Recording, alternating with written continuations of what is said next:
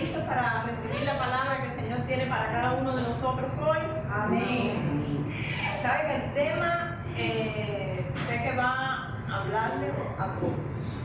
Amén. El tema del mensaje hoy es cuidado con la duda. Yo quiero que le digas al que está a tu lado o al que está atrás. Cuidado con la duda. No, pero no, la duda. Mírate y dile, cuidado con la duda. Cuidado con la duda. Ahora dice la otra persona, y con la incredulidad. Y con la incredulidad. Yo sé que hoy ustedes traen una mente dispuesta, ¿verdad? Amén. A recibir, pero cuando recibimos algo es para cambiar, ¿verdad? Para hacer ajustes en nuestra vida. Así que vamos a orar y Padre, te damos gracias por esta palabra y tenemos nuestros corazones listos para recibir esa palabra que cambia, que edifica, que redarguye, mi Dios, y que saca del error y nos lleva al lugar correcto. Te entregamos nuestra mente ahora en este momento. Dile, te entrego mi mente. Te entrego mi mente. Te entrego toda preocupación, toda ansiedad, toda duda, aún todo enojo que tuve esta mañana. Y quiero que me hables. En el nombre de Jesús. Amén. Cuidado con la duda y la incredulidad. Y ahora vamos a ver por qué están tan unidas y por qué tienen una conexión, la duda y la incredulidad. Escuché una historia de un señor que estaba enfermo, un señor creyente, un hombre creyente, y dice que él confesaba constantemente la palabra de Dios, pasajes de sanidad, aplicándolo a su cuerpo físico, creyendo que iba a ser sano.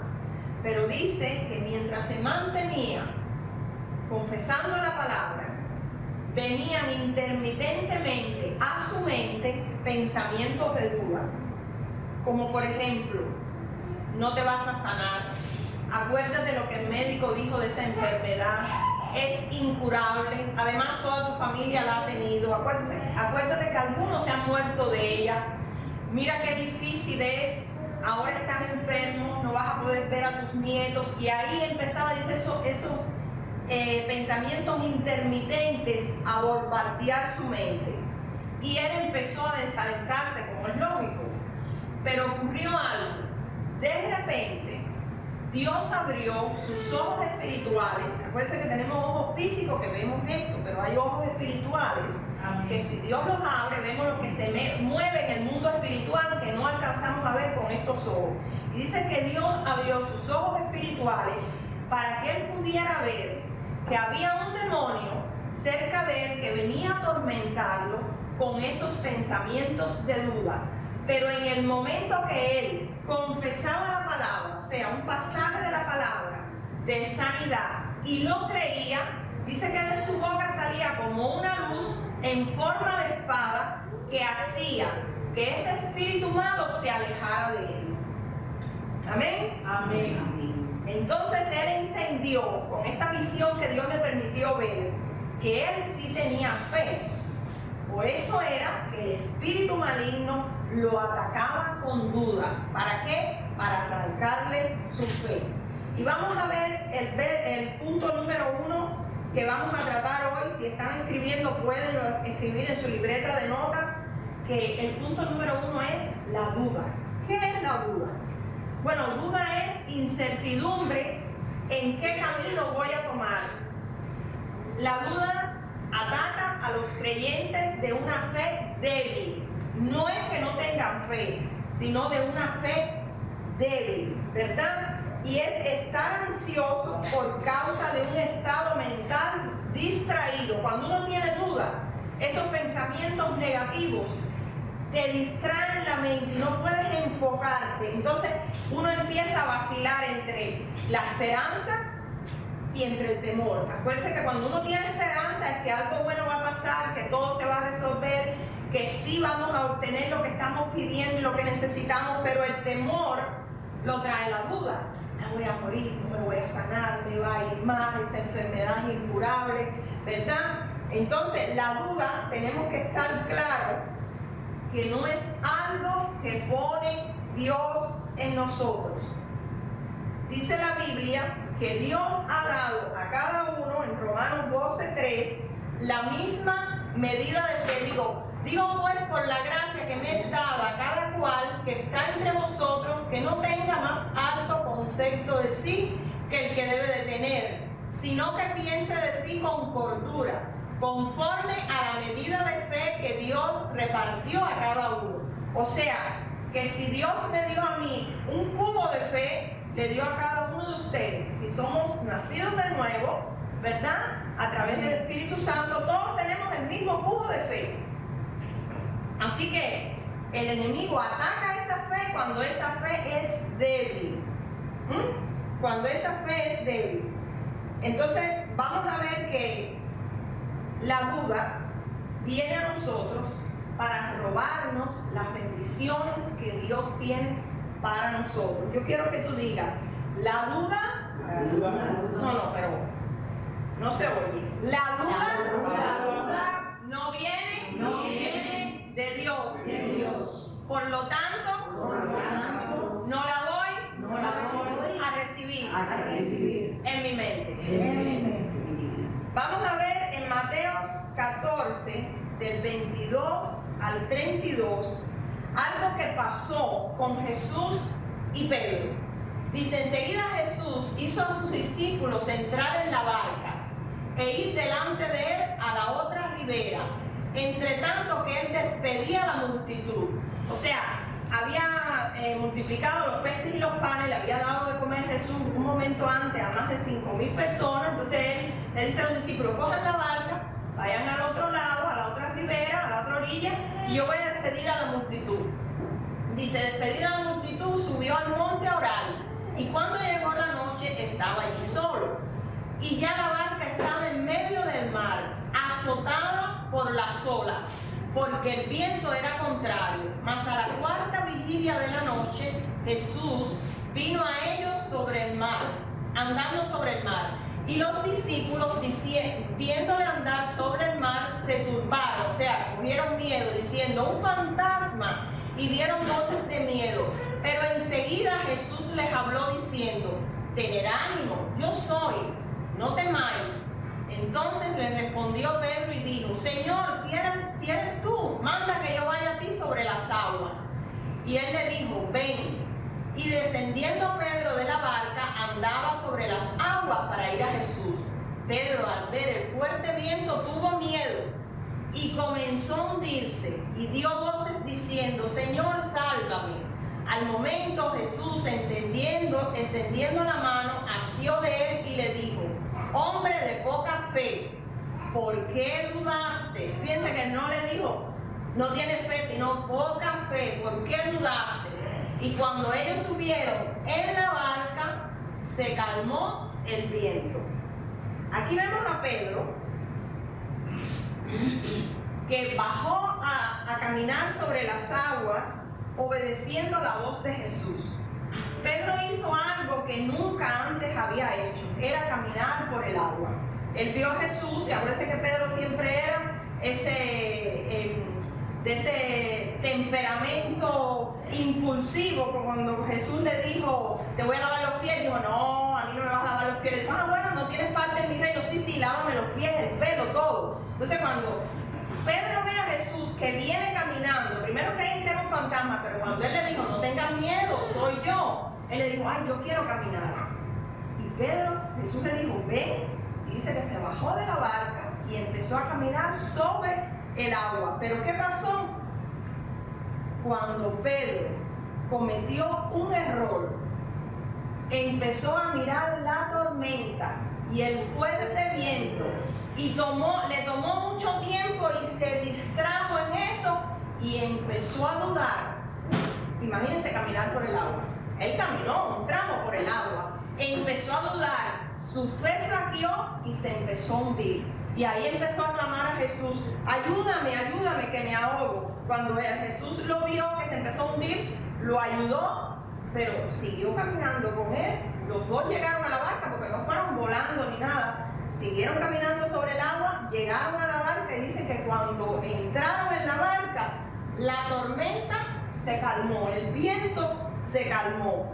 Así que hay que tener ojo en esto, porque cuando ellos llegan a la barca, cesa la tormenta, y esto nos enseña que si resistimos tú y yo en medio del problema, confiando en la palabra de Dios y declarando la palabra de Dios, sin dudar, sin dejar que la duda nos ataque, aunque tengamos un problema como un huracán de categoría 5 delante de nosotros con vientos de 200 kilómetros por hora, si resistimos ahí y no dejamos que la duda ataque nuestra mente, vamos a tener la victoria. Amén. Porque, ¿saben qué? Muchas veces queremos ir al lugar de comodidad otra vez, a la barca, regresar a la barca, retroceder cuando está la tormenta, cuando está el problema, cuando está la situación, y quedarnos en ese lugar de confort, y así lo único que hacemos es que no obtenemos la victoria que Dios quiere que obtengamos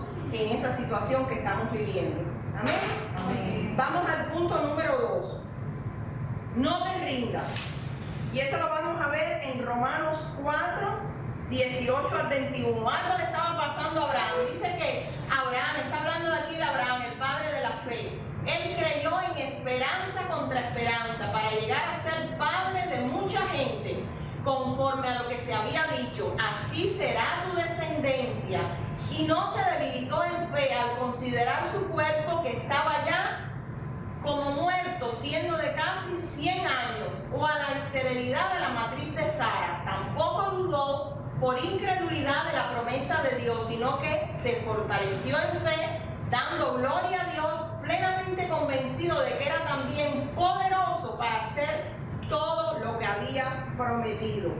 Abraham había recibido una promesa hacía muchos años, que iba a tener un heredero de su propio cuerpo.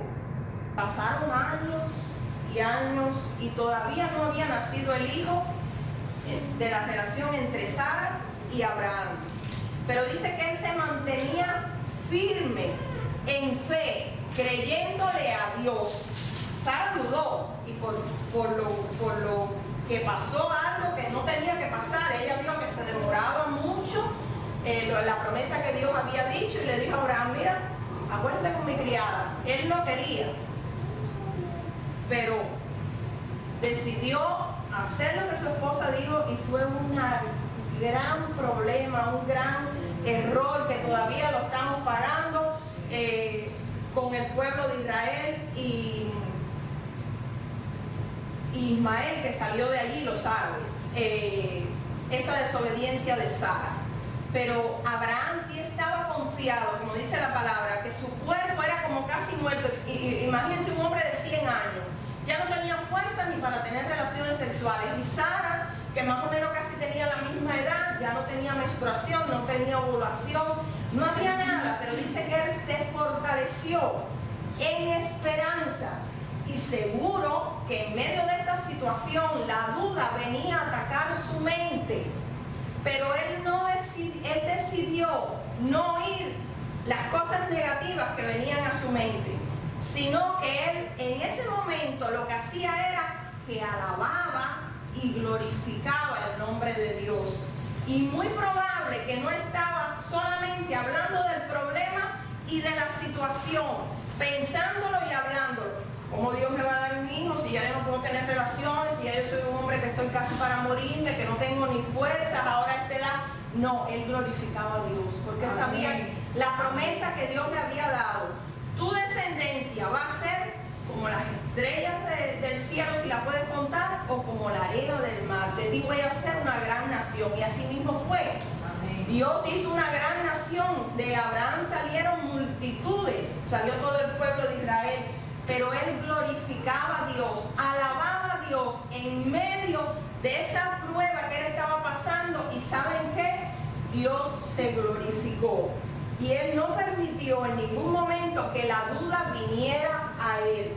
Por eso tú y yo, cuando estemos frente a una tormenta, cuando estemos frente a una situación negativa, no debemos de dejar que la duda venga a nuestra mente.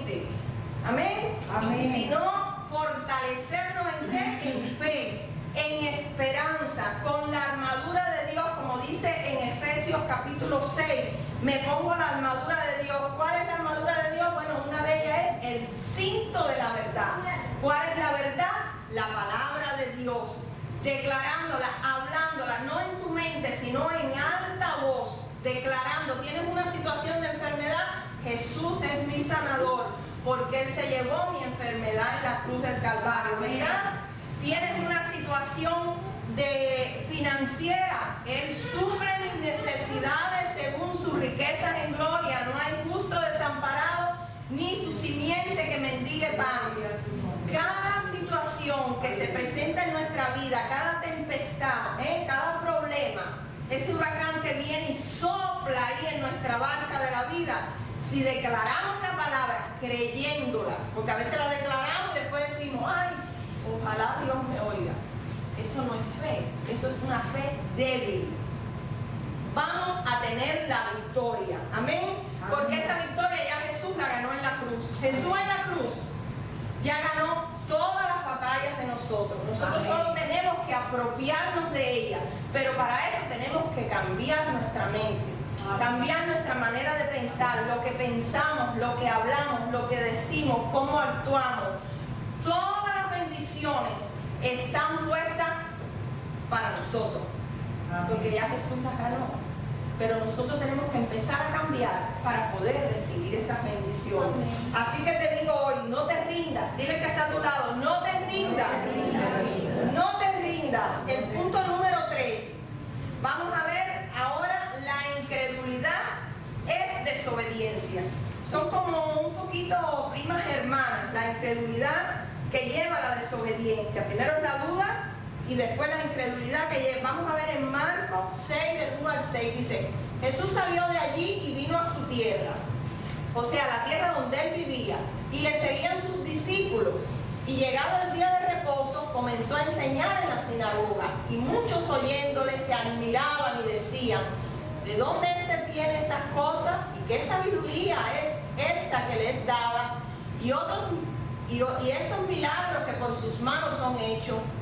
¿Y no es este el carpintero, el hijo de María, hermano de Jacobo, de José, de Judas y de Simón? Ya empezaron a dudar de él y a no creerle. Oye, hace muchos milagros, pero ¿no es este el hijo del carpintero y el hijo de María? ¿No están aquí también, aquí con nosotros sus hermanas? Y se escandalizaban de él, o sea, empezaron a hablar cosas negativas del más. Jesús le decía: no hay profeta sin honra, sino en su propia tierra, y entre sus parientes y en su casa. Y no pudo hacer allí ningún milagro, fíjense, ningún milagro, salvo que sanó a unos pocos enfermos, poniendo sobre ellos las manos. Y estaba asombrado de la incredulidad de ellos, y recorría las aldeas de alrededor enseñando, diga, incredulidad. Dice que Jesús estaba asombrado de la incredulidad de la gente de su pueblo, que lo conocían a él. Y miren, dos instrumentos poderosos del enemigo que atacan nuestra mente es la incredulidad y la desobediencia. ¿Por qué? Porque la desobediencia hace caso omiso a la voz de Dios.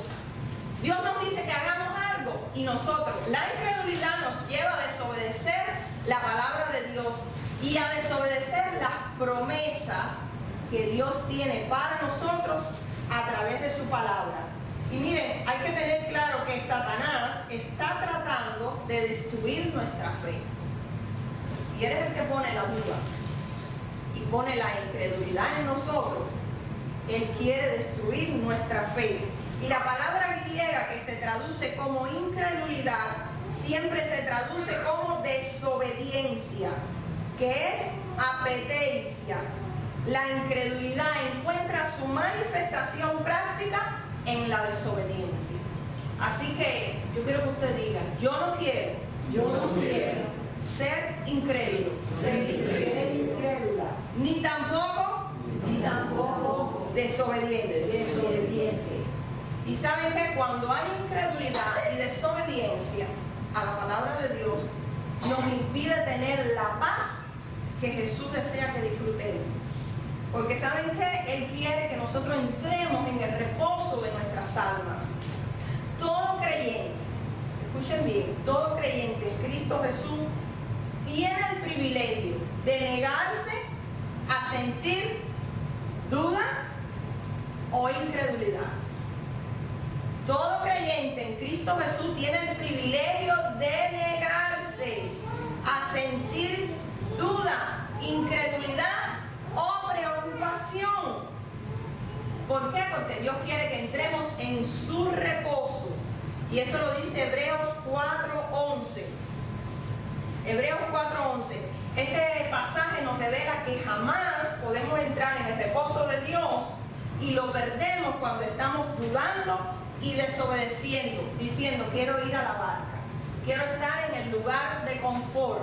Dice, procuremos pues entrar en aquel reposo para que ninguno caiga en semejante ejemplo de desobediencia. ¿Cuál es el reposo de Dios? El reposo que le da a nuestra alma. Amén. Y a nuestro espíritu. De estar confiado, de estar tranquilo.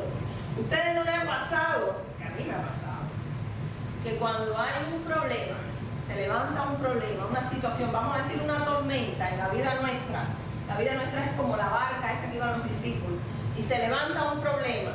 Usted le puede poner el nombre que le venga ahora a la mente del problema que ha pasado quizás recientemente o esté pasando. Y empiezan esos sentimientos a atacar de duda. Pero todos los sentimientos de duda, todos esos pensamientos y de incredulidad son negativos. ¿Es o no? Todos son negativos. Entonces, iglesia, tenemos que identificar que de quién vienen esos pensamientos. ¿De qué? De Satanás, del enemigo nuestro que quiere robarnos las bendiciones que Dios tiene para nosotros. Y eso nos lleva ¿a qué? A desobedecer. A que nuestra fe se debilite y ser desobedientes a la voz de Dios. Inclusive a veces leemos la palabra en ese momento y no la creemos, porque estamos tan llenos de duda, tan llenos de preocupación, tan llenos de incertidumbre, de incredulidad, que no nos entra la palabra. Es como estamos en el aire, en el limbo, como decimos nosotros, la cabeza se nos pone así. Pero ese es el enemigo de nuestras almas. Y si en ese momento Dios nos abre los ojos espirituales, ¿qué veríamos? Los demonios hablándonos. Por eso es tan importante, y lo vuelvo a recalcar, leer la palabra para conocerla, declararla y creerla. Amén. Amén. Ya vamos al punto 4.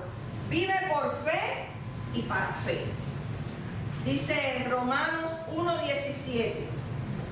Porque en el Evangelio la justicia de Dios se revela por fe y para fe, como está escrito. Mas el justo, ¿quién es el justo? El justificado por la fe en Cristo, por la fe vivirá. Estamos llamados a vivir por fe y para fe. Y ¿saben qué? Es muy importante que estamos hablando de este tema, que seamos capaces ahora de reconocer exactamente qué es lo que está tratando de atacarnos con los pensamientos del diablo. Y les voy a hacer dos preguntas. ¿Estamos lidiando con la duda? Hazte esta pregunta. ¿Estoy lidiando con la duda? ¿O estoy lidiando con la incredulidad? ¿Soy una persona que dudo mucho o soy muy incrédula? ¿Qué anda mal en mí? ¿Qué tengo yo que cambiar? ¿Sabes qué? El diablo nos quiere ver infelices, creyendo sus mentiras, porque todo lo que nos dice es mentira. La palabra de Dios no nos pone esas cosas y es imposible tener gozo y paz y vivir en incredulidad y en duda. Yo le animo hoy que tome la decisión de creerle a Dios y no al diablo, que eres, dice, mentiroso y padre de mentiras, y tomar la decisión de aprender a vivir por fe y para fe, no vivir para la duda y la incredulidad. Escuché un testimonio hace un tiempo de un hombre que lo atacaban pensamientos de duda, y dice que le pasaba así. Él llegaba a la iglesia y en el tiempo de recoger los diezmos y las ofrendas, él preparaba su chequera y empezaba a escribir el cheque. Y dice que lo que él iba a diezmar eran $200. Ganaba 2.000, bueno, iba a hacer el cheque por 200. Y dice que desde que él decidió hacerlo, en ese momento le atacaban esos pensamientos de duda. Acuérdate que tienes que pagar la letra del carro. Acuérdate que aquel deseo que tienes de comprarte aquella camisa, todavía no te la has comprado, date ese gusto. Acuérdate que tienes que pagar la luz. Acuérdate de la letra de la casa. Acuérdate de los mandados que tienes que comprar. Acuérdate que tienes que ayudar a tu mamá en Perú. Acuérdate. Y dice que aquello lo turbaba tanto que acababa haciendo el cheque por $5 o $10. Pero eso siguió y continuó y continuó. Y dice que un día él pudo identificar que esa voz no era de Dios. Porque estuvo leyendo la palabra. Y la palabra decía una de sus promesas: pruébame con los diezmos y las ofrendas, y yo voy a abrir las ventanas de los cielos y voy a derramar sobre ti una bendición hasta que sobreabunde. Y dice que ese día, cuando ya estaba listo para hacer su cheque, empezó otra vez a hablarle la voz. Y dice que hizo así y bajito le dijo: diablo mentiroso, si me vuelves a hablar una cosa negativa, en vez de hacer el cheque por 200, lo voy a hacer por 300. Y si me vuelves a decir otra palabra negativa, lo voy a hacer por 400. Y si vuelvo otra vez, por 500. Dice que en un momento aquella voz se desapareció, vino paz a su vida y él hizo su cheque y lo puso en la bolsa de las ofrendas y los diezmos.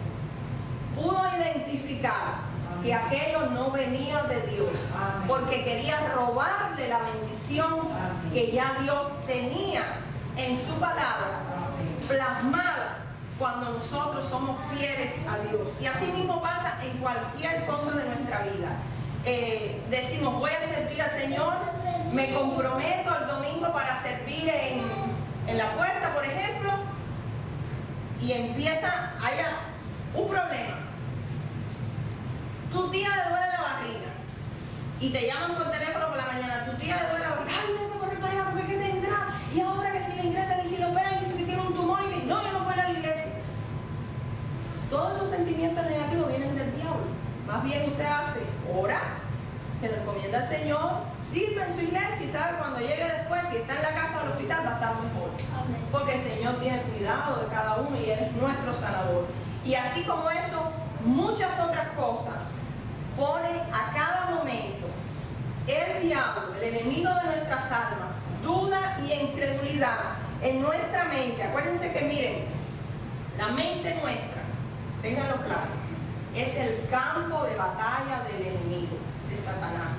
Y él está constantemente mandando dardos.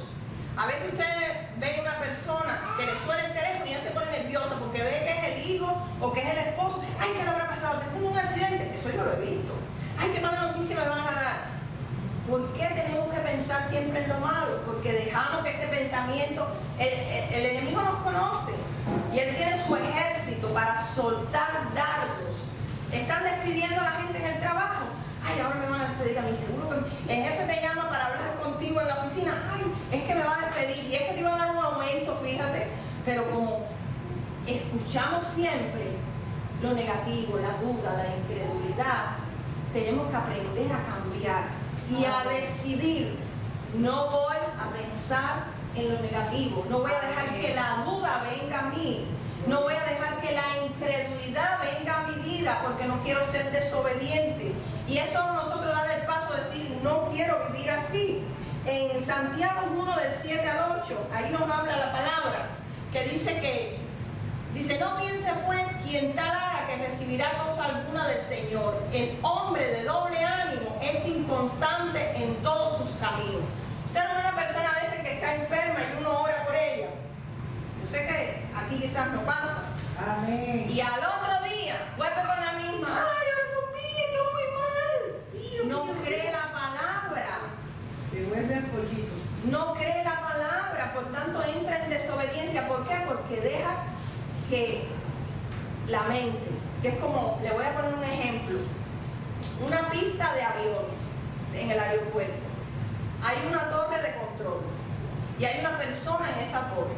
Para que un avión aterrice, el jefe de la torre tiene que darle el ok. El avión no puede aterrizar así por así. Él puede estar volando, pero no puede aterrizar hasta que no le den la orden, el comando. Sí, ya tiene la pista libre, aterriza y parquea ahí la pista.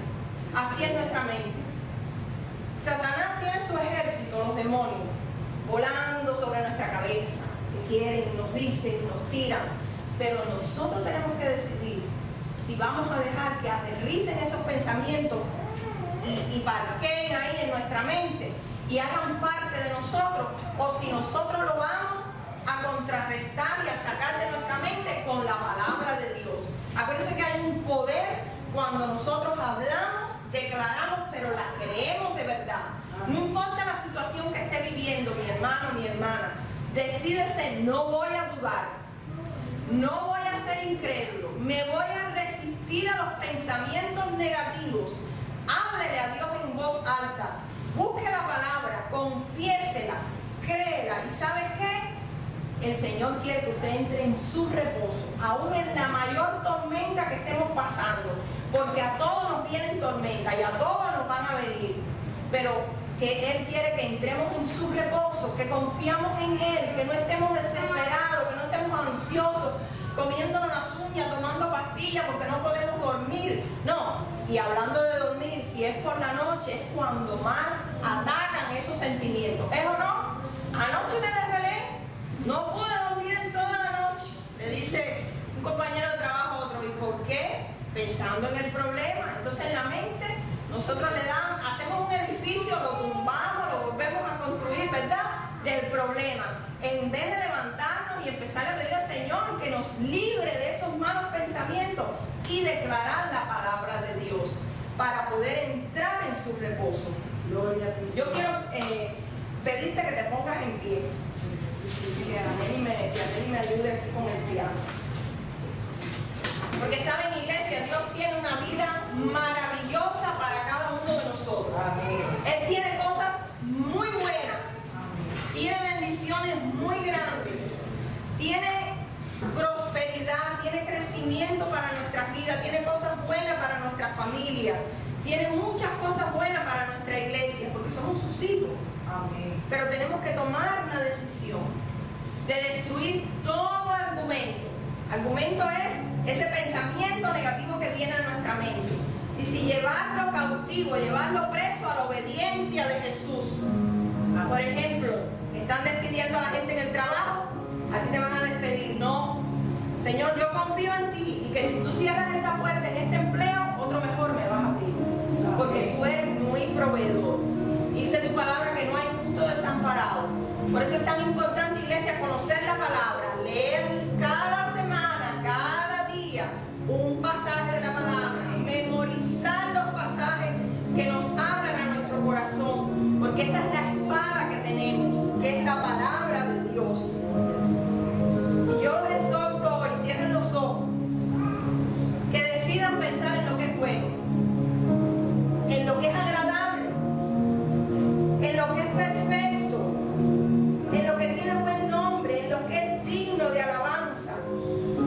Y dice que cuando decidimos pensar en esto y nos resistimos a que los pensamientos de duda y de incredulidad vengan a nuestra mente y nos agobien con desesperanza, con temor, con desobediencia,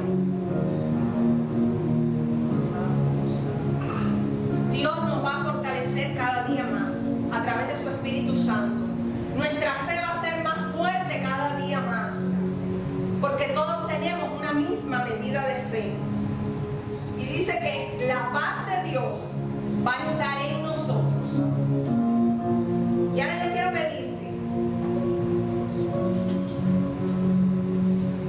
que si has estado luchando con pensamientos de duda hacia promesas de la palabra de Dios, no las crees, quizás estás enferma, has tenido alguna enfermedad o algún problema, una situación, quizás es financiero, estás en una situación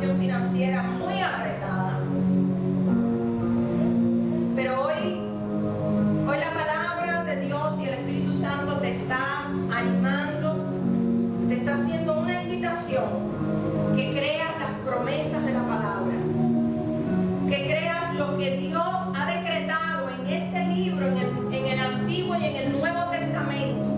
Es una herencia que tienes ahí a tu favor, a mi favor, para declararla. Quizás le has hablado a tu familia, a tus hijos, a tu esposo, y aún no te creen como le hacían a Jesús, no lo creían.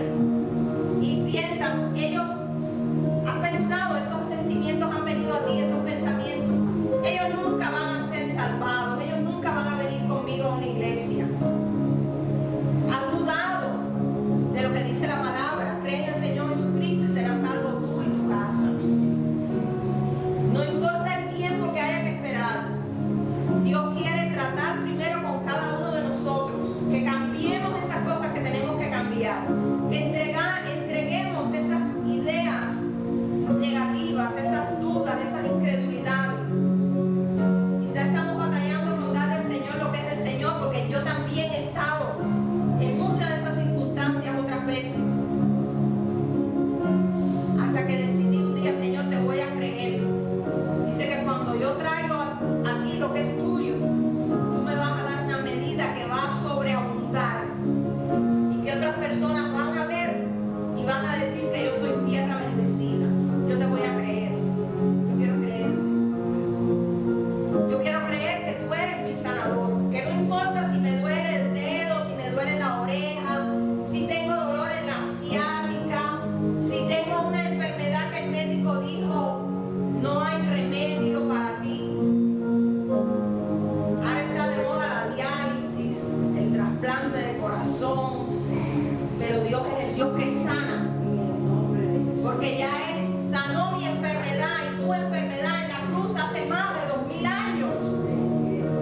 Solo tienes que creerle, como creyó Abraham, un hombre que ya no podía tener ni relaciones sexuales porque no tenía ni fuerza ya, y Dios le dio un hijo, el hijo de la promesa.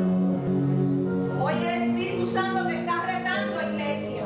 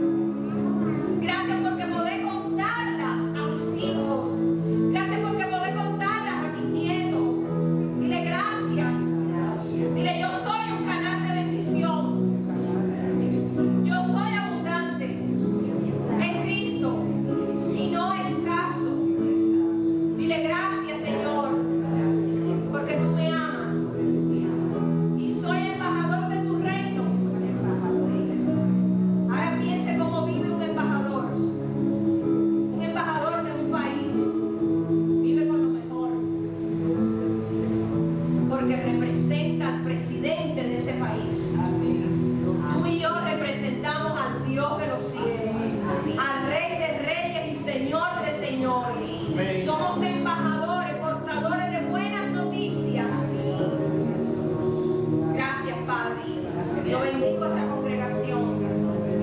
Bendigo su entrada, bendigo su salida.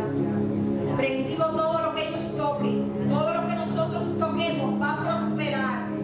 Todo lugar que pise nuestros pies será prosperado. Gracias, porque hoy hemos dejado la duda y la incredulidad.